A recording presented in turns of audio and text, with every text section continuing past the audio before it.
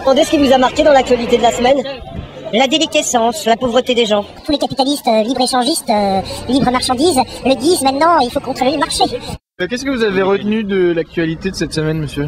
C'est la télé vocale, c'est ça? Ah bah oui, vous êtes pas loin d'ici. La marche arrière du président de la République, personne ne comprend, personne n'accepte.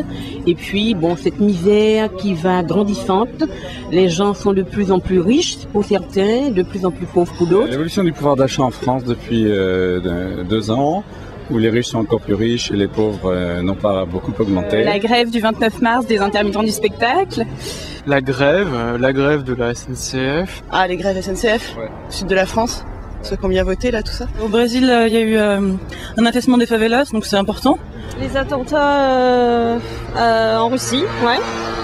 Ouais, il y a eu ça. La mort du président polonais, ce qui est assez terrible parce qu'ils allaient à Katyn, donc là où des officiers polonais ont été assassinés en masse en 1940 par des officiers russes. L'accord signé avec la Russie et les États-Unis sur la non-prolifération atomique. C'était les paroles d'Obama et Sarkozy sur ce combat pour augmenter la pression sur l'Iran.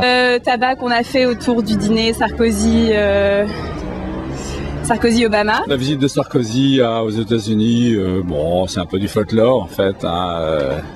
Je crois qu'Obama a voulu faire un petit geste vis-à-vis de Sarkozy, mais il n'en pense pas moins. C'est toujours pareil, les médias, ils traitent l'événement. On a eu Haïti il y a quelques mois.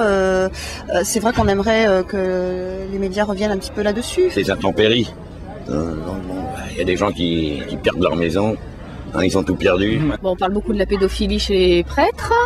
L'arrestation au bord de Tremblay, là, avec 1 million d'euros en liquide retrouvé. L'attaque du bus, là, à Tremblay en France. Forcément les Sarkozy, ça on en a tous les jours. Matin, midi, soir, c'est du non-stop. Le problème avec Carla et Sarko, ça on s'en fait des gorges chaudes, même si c'est des rumeurs. Le gouvernement espagnol a décidé de lancer un programme pour inciter les gens à acheter des voitures électriques. Actualité de la semaine, poisson d'avril.